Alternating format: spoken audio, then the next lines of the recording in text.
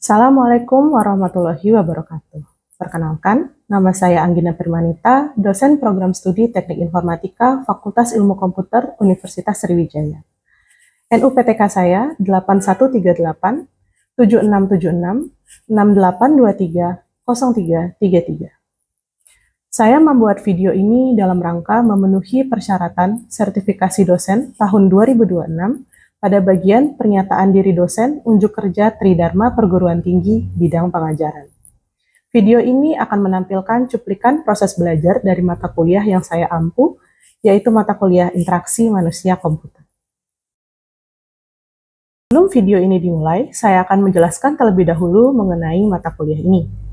Mata kuliah Interaksi Manusia Komputer dengan kode mata kuliah FTI 2103 adalah mata kuliah dengan bobot 3 SKS.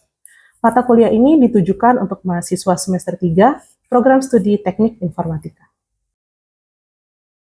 Adapun deskripsi mata kuliah ini adalah mata kuliah program studi Teknik Informatika yang memperkenalkan aspek-aspek yang berhubungan dengan interaksi manusia dan komputer. Topik yang diperkenalkan mencakup kapabilitas manusia, teknologi antarmuka, metode perancangan antarmuka, dan evaluasinya. Pada mata kuliah ini, mahasiswa diperkenalkan dengan tahapan pembangunan perangkat lunak user-centered design, sehingga mahasiswa dapat membangun perangkat lunak yang tepat dan bermanfaat bagi pengguna. Capaian pembelajaran mata kuliah ini adalah 1. Mahasiswa mampu menganalisis dan menjelaskan konsep dasar dan prinsip-prinsip ergonomi, psikologi kognitif, serta kaidah interaksi manusia komputer untuk mengevaluasi usability antarmuka perangkat lunak. 2. Mahasiswa mampu merancang prototipe dan mengimplementasikan antarmuka pengguna yang user-friendly dan accessible, berdasarkan arsitektur software dan kaidah computing yang tepat. Materi pada mata kuliah ini mencakup pengertian interaksi manusia komputer, konsep dasar dan fungsi interaksi manusia komputer, jenis-jenis media dan design principles, jenis-jenis pengguna dan user experience, konsep user-centered design, konsep design thinking, empathize, define and ideate, user interface, ragam dialog, prototyping dengan tools, dan usability testing. Metode pembelajaran yang digunakan pada mata kuliah interaksi manusia komputer adalah ceramah partisipatif, diskusi, case-based learning, dan problem-based learning. Tersedia juga media untuk pembelajaran asinkronus melalui LMS pada e-learning Universitas Sriwijaya yang dapat diakses pada elearning.unsri.ac.id. Instrumen penilaian yang digunakan adalah aktivitas partisipatif, kuis, tugas individu, tes tertulis berupa UTS, dan hasil proyek. Bobot penilaian pada mata kuliah ini adalah sebagai berikut. 10% aktivitas partisipatif, 10% kuis, 15% tugas individu, 30% tes tertulis, dan 35% hasil proyek. Demikianlah informasi mengenai mata kuliah interaksi manusia komputer. Selanjutnya adalah video pembelajaran yang dilakukan di kelas. Assalamualaikum warahmatullahi wabarakatuh. Waalaikumsalam warahmatullahi wabarakatuh. Baik, hari ini kita kembali di mata kuliah interaksi manusia komputer. Dan hari ini kita akan membahas mengenai jenis-jenis pengguna dan user experience. Dengan tujuan utamanya adalah agar kita semua di sini dapat membedakan karakteristik pada user experience dan kebutuhan berbagai jenis pengguna. Jadi diharapkan nanti di akhir pertemuan nih, kalian semua bisa tahu apa sih user experience itu dan bisa lebih hati-hati ketika mendesain sebuah perangkat lunak yang ada hubungannya dengan user experience. Nah, sebelum kita mulai topik kita hari ini, mungkin kita review dulu apa yang sudah kita pelajari minggu lalu. Jadi minggu lalu itu kalau masih ingat kita belajar tentang design principles dan user interface. Jadi di sini definisinya user interface itu adalah sebuah tampilan visual, sebuah elemen interaktif, sesuatu yang bisa diakses oleh seorang pengguna ketika menggunakan sebuah perangkat lunak. Dia itu adalah jembatan komunikasinya antara manusia atau penggunanya dengan mesin atau perangkat lunak. Sebenarnya secara nggak langsung itu juga adalah komunikasinya kita sebagai seorang software designer dengan pengguna sebenarnya. Tapi kan di tengah-tengahnya itu adalah mesin atau perangkat lunak. Mungkin sebelum kita masuk ke topik hari ini, saya tanya sedikit tentang user interface-nya ya. Kalau kalian pengalaman menggunakan user interface itu di mana aja? Ada yang bisa kasih contoh? Ya, silakan Fajri. Di halaman awal aplikasi e-commerce Shopee. Ya, benar ya. Jadi di halaman awal aplikasi e-commerce seperti itu adalah salah satu contoh implementasi user interface. Jadi di situ ada banyak sekali elemen-elemen di dalamnya seperti tombol, seperti gambar, tulisan, animasi yang semuanya bisa diakses oleh user.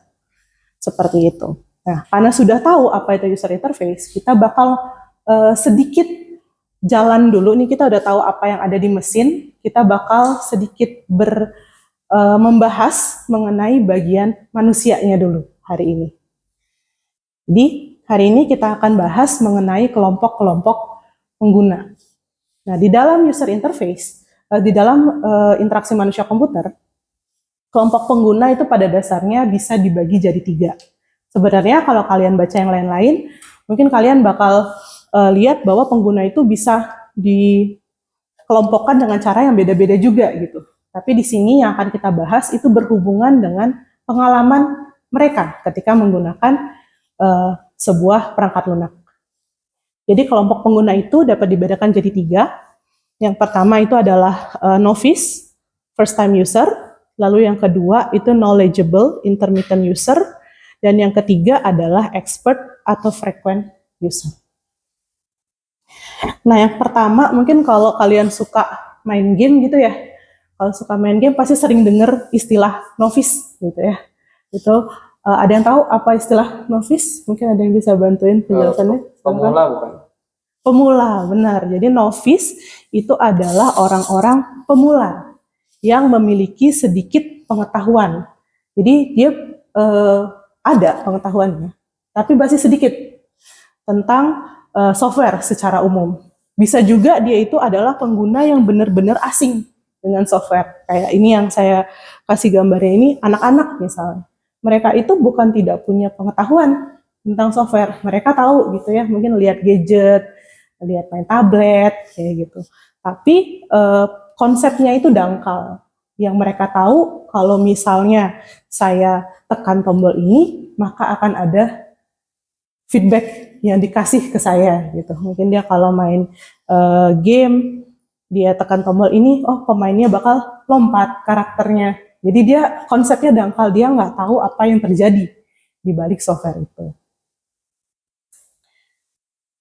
Kelompok yang kedua itu adalah knowledgeable intermittent user. Jadi dia itu orang-orang yang sudah menggunakan software sebelumnya, dia sudah tahu apa itu software, tapi di sisi lain dia itu masih belum bisa menggunakan software secara kompleks. Contohnya yang saya kasih contoh di sini, staf administrasi. Mungkin adik-adik kenal ya, banyak ya teman-teman staf administrasi yang sering kalian temui setiap harinya. Nah, staf administrasi kita itu dia punya pengetahuan yang cukup. Kalau teman-teman misalnya minta, saya mau minta print transkrip dong, kayak gitu. Pasti mereka bisa melayani teman-teman. Jadi bisa menggunakan software secara umum. Tapi ketika kita minta sesuatu yang sifatnya kompleks, yang di luar tupoksinya mereka, misalnya kalau yang tadi itu bikin transkrip, itu bagian dari kerjaannya sehari-hari, terus kita bilang, bisa nggak ya kalau misalnya transkrip ini saya akses melalui website tertentu gitu, disuruh bikin website misalnya, staf administrasi. Itu kan pasti di luar apa yang biasa mereka lakukan. Itu fungsi yang kompleks, walaupun sebenarnya bisa dilakukan melalui software yang mereka sudah pakai sehari-hari. Seperti itu. Nah, jadi mereka itu intermittent user, punya pengetahuan yang cukup, bisa menyelesaikan tugas menggunakan software, tapi nggak bisa sampai yang kompleks-kompleks. Kalau diminta yang kompleks akan merasa kebingungan, nggak tahu mau ngapain. Nah, kelompok pengguna yang terakhir itu adalah expert user. Expert user itu adalah pengguna yang sangat terbiasa dengan suatu sistem. Dia udah kerja menggunakan itu setiap hari, dia bisa menggunakan hampir seluruh fungsi yang ada pada software dengan sangat baik. Jadi mungkin programmer, professional developer, atau professional Excel users. Jadi Excel itu mungkin teman-teman tahu ya, gunanya itu nggak cuma ngitung atau bikin absen aja, kayak gitu kan. Jadi bisa ada banyak penggunaan yang lain. Nah, itu maka dia akan masuk ke dalam expert user. Nah, sebagai contoh, di sini saya menggunakan software yang kita pakai sehari-hari, yaitu software spreadsheet. Kayak gini, ini Google Spreadsheet ya. Satu software itu bisa dipandang sebagai software yang berbeda pengalamannya ketika digunakan oleh kelompok user yang beda-beda. Contohnya, novice user. Misalnya kita suruh seorang novice user yang mungkin nggak anak-anak lah, agak tinggi lah levelnya anak SMA kayak gitu. Dia belum terlalu pernah pakai spreadsheet, terus kita bilang ini tuh ya bisa dipakai buat menjumlahkan angka-angka loh. Maka teknik pertama yang akan mereka coba cari adalah kalau bisa diklik aja. Jadi bikin formulanya itu mungkin menggunakan menu yang klik aja di sini. Ketika software yang sama dihadapkan dengan kelompok pengguna kedua, misalnya ini staf administrasi yang tadi saya cerita gitu ya. Nah, dia mulai bisa menggunakan untuk mengerjakan tugas-tugas yang diinginkan. Contohnya kayak di sini tuh ketika dia menambahkan honor yang harus dibayar, dia sudah menggunakan formula. Dia sudah pakai formula yang cukup kompleks. Terus dia bisa menggunakan if dan berbagai fungsi-fungsi yang mungkin bisa diakses dan bisa menyelesaikan tugasnya beliau ini. Gitu. Beda lagi kasusnya ketika spreadsheet ini digunakan oleh expert users. Ada yang tahu ini apa? Script apa nih?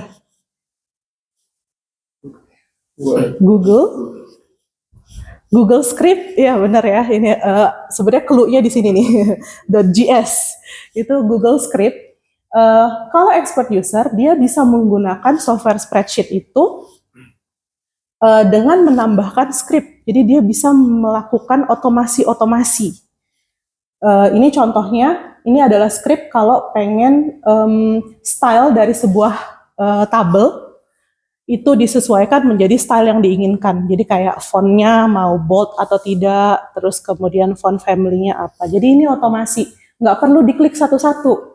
Ya diklik bagian ini, baru diubah fontnya dan sebagainya. Yang mungkin itu dilakukan oleh novice user atau intermittent users. Gitu. Jadi di sini kita bisa lihat ya, bahwa ternyata sebuah software ketika dia ditemukan kepada kelompok pengguna yang berbeda, itu cara aksesnya beda, cara mereka menggunakan sebuah software itu berbeda. Jadi contohnya hal-hal yang perlu diperhatikan, misalnya pengguna baru, novice. Nah mereka itu kalau bisa, kerjaannya itu selesai dengan aksi yang sedikit. Karena dia perlu instant gratification. Saya baru pakai software ini, saya pengen langsung bisa nyelesain tugas saya. Ketika dia udah nambah jago, dia akan jadi intermittent users. Jadi dia bisa diperkenalkan pada tugas yang lebih kompleks, yang lebih bisa dilakukan. Lalu kemudian expert, itu dia bisa melakukan otomasi-otomasi tugas, bisa mengakses semua jenis informasi dan semua jenis task yang bisa dikerjain pada software tersebut. Nah, sekarang saya punya pertanyaan. Kira-kira bisa nggak sih seseorang itu menjadi novice, intermittent, dan expert pada waktu yang bersamaan? Kira-kira bisa nggak? Jadi dia itu adalah seorang pemula, tapi dia itu juga orang yang cukup ahli, tapi dia itu juga seorang yang sangat ahli. Tidak bisa. Mungkin siapa yang bisa jawab? Kalau kalau misalnya dia buka aplikasi baru, software baru, kan dia langsung ada expert, bisa jadi novice lagi. Betul, itu jawaban yang sangat bagus. Jadi seorang manusia itu bisa jadi tiga-tiganya di dalam satu waktu. Jadi seperti yang disebutkan sama Bimo tadi, bahwa ketika kita buka aplikasi baru, kan kita jadi novice lagi. Benar. Jadi contohnya nih, kayak saya aja. Mungkin saya bisa dianggap, kalau di kasus spreadsheet tadi, saya adalah intermittent user kayak gitu. Saya udah mulai jago pakai. Tapi tahu-tahu saya disuruh bekerja menggunakan software arsitektur yang bukan keahlian saya. Akhirnya saya jadi apa? Novice. Jadi novice lagi. Gitu. Jadi seseorang di dalam satu waktu bisa beda-beda. Kalian semua itu punya level yang berbeda-beda. Dan efeknya apa? Efeknya adalah kalian akan punya pengalaman pengguna yang berbeda-beda ketika menggunakan sebuah software. Gitu. Jadi setiap pengguna itu bisa memiliki pengalaman yang berbeda ketika menggunakan sebuah software atau perangkat lunak. Tergantung pada saat mereka menggunakannya. Mungkin waktu kita dulu juga pertama kali buka VS Code kayak gitu. Semester 1 mungkin masih inget gitu ya. Buka VS Code, itu kan kita masih novice ya.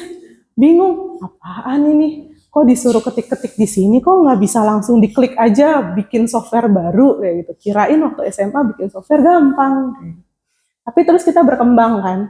Di semester selanjutnya mulai jadi intermittent users, mulai ngerti, oh kalau di VS Code itu bisa ngodingnya tuh kayak gini, cara ngejalaninnya kayak gini programnya, cara ngedebug kayak gini. Pengalaman kita akan beda. Mungkin kalau ditanya waktu kita novice, VS Code itu software yang user friendly nggak? Mungkin kita bisa jawab enggak gitu. Karena banyak banget Bu tombolnya segala macam. Tapi ketika kita sudah intermittent user atau kita sudah expert, kita bakal bilang, enggak kok, itu user friendly, aku biasanya pakai yang itu, kayak gitu.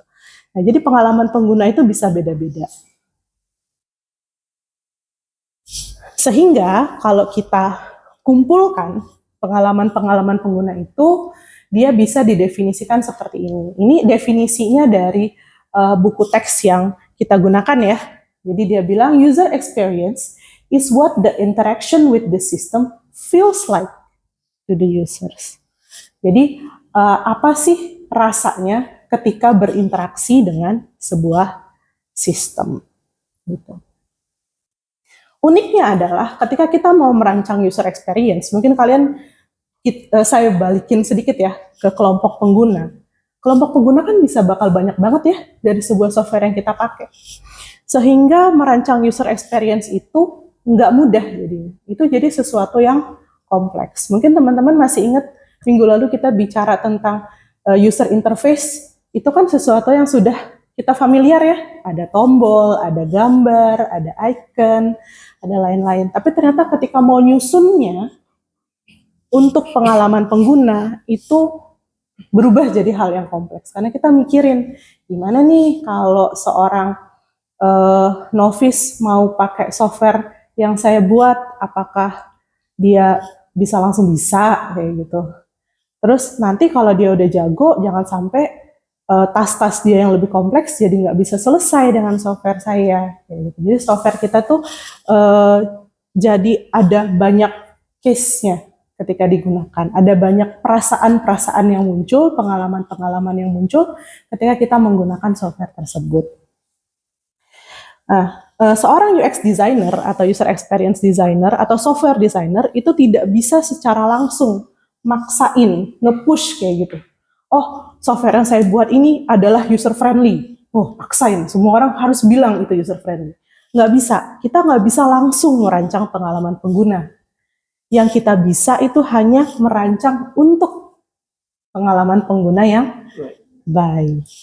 Ini contoh kasusnya nih. Mungkin kalian bisa lihat dulu gambar ini. Gambarnya lumayan menarik ya. Ini tentang sebuah map. Ini fotonya.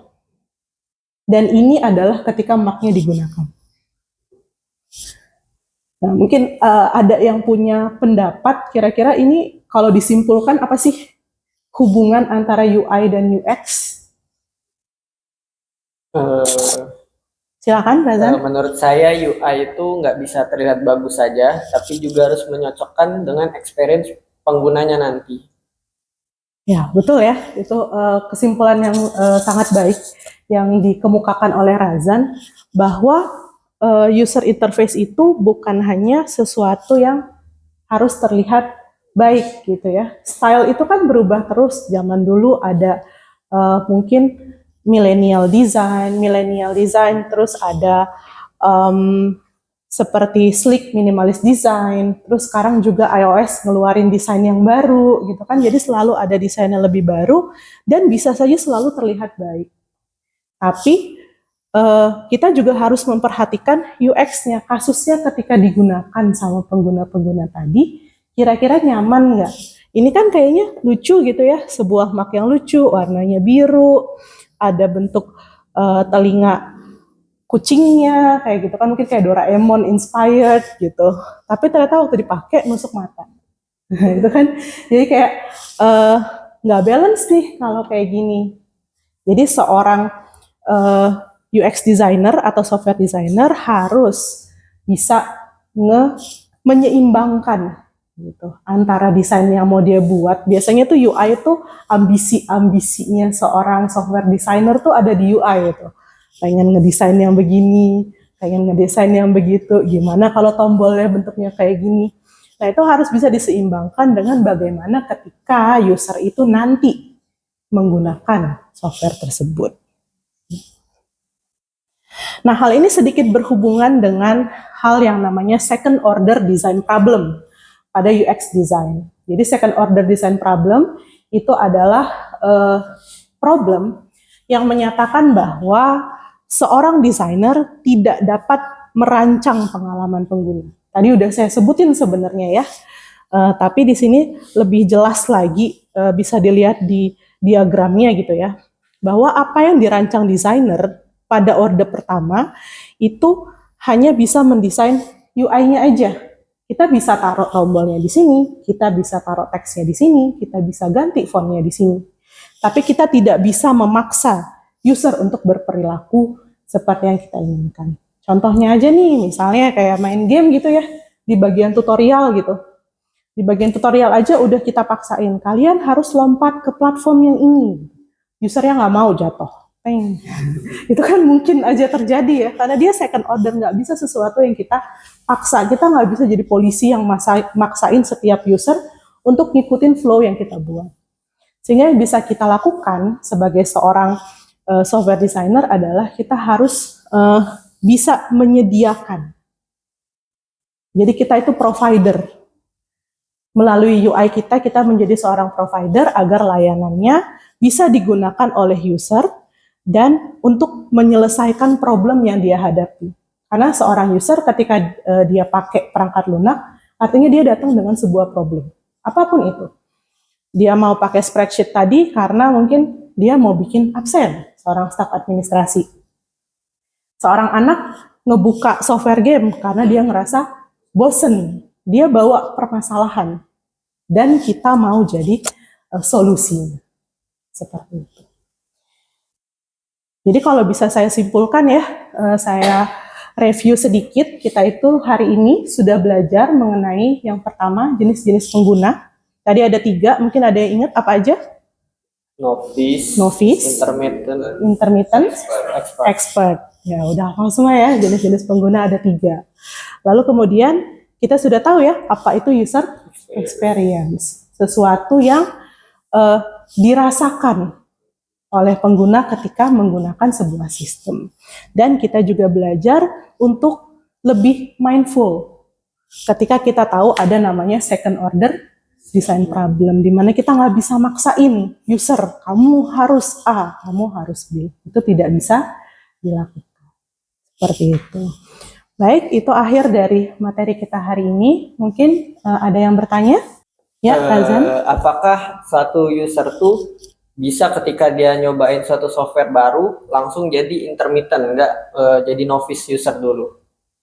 Oke, terima kasih atas pertanyaannya. Jadi mengenai itu,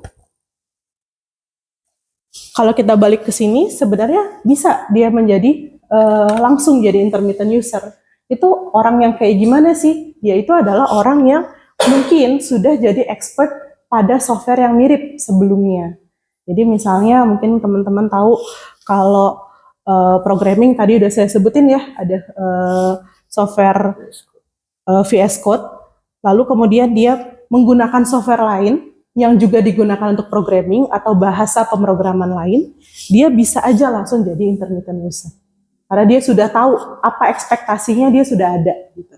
Jadi sehingga dia bisa jadi seorang intermittent langsung. Tapi mungkin kalau langsung jadi expert agak panjang ya, agak susah gitu kalau mau langsung jadi expert. Seperti itu. Baik, terima kasih atas pertanyaannya. Itu adalah akhir dari pertemuan kita hari ini. Jangan lupa untuk membuka e-learning, untuk mendownload slide materi yang ada, dan untuk mengerjakan tugas yang sudah saya letakkan di e-learning. Terima kasih. Assalamualaikum warahmatullahi wabarakatuh. Waalaikumsalam warahmatullahi wabarakatuh.